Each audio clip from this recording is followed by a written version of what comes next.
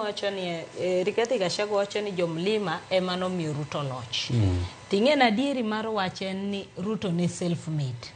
Nikech king'iyo 2013 mane gidhi gimakre gi Uhuru, en gi URP mare, Uhuru nobiro gi TNA. To gidonjo as Jubilee Alliance. 2017 William Ruto emane ochung'ne re-election mar Uhuru, mani neno kata jo Mount Kenya noyanye mowacho ni nogolo joma ne strong madino dhi mothagogi mbele kacheche Kabogo ywak gi nying Ruto nyaka kata Isaac Mwaura nowacho ni was rigged out nikech William Ruto. Koro political capital mane Rigathi Gachagua okelo e sirikand William Ruto e yier margi. Nikech William Ruto dine dhi kawo kata Kindiki. Still, kura manoyudo cha en ng'ama nosedhi motimo ang'o moenjoy himself Mount Kenya. Nikech ndalo mane giyuare gi Uhuru cha, nineno kodhi mopul nyaka crowd Kiambu. Nyaka dhot mar gi Uhuru Kenyatta. Manyiso ni nyaka kana timo ang'o akaw. Koro Rigiji kosiko kawuoyo ni mlima nokelo en.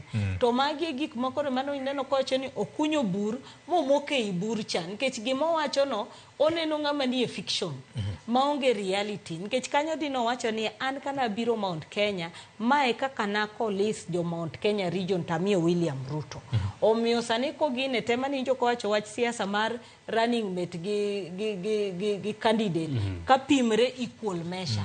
Moneno ni embe oromo gi candidate. Koro miyo candidate nikech mane gima siasa magi sebet ka giwacho ni yani iyudo kikaw candidate ni based on kamo wuoke mondo yud votes go. Erokamano. Aparo ni gima oseneno motimre gi William Ruto gi Rigiji kata mano timre gi Uhuru Kenyatta gi William Ruto. Aparo ni going forward onego beni candidates ng'iyo competency. Ok ng'e ni kura di madhi biro nikech sama ng'ato donjono to ochako campaign immediate. To mogik William Ruto ng'ema be ni nobete office from 2017 to 2022 kagi yuare gi Uhuru Kenyatta to capital mar office mar deputy president ema nomiyo ascent to power.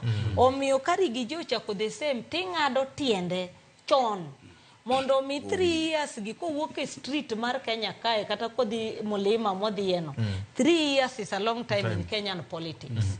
By that time bro yudo ka koro ol makata kane ringo kata kane relay ti join.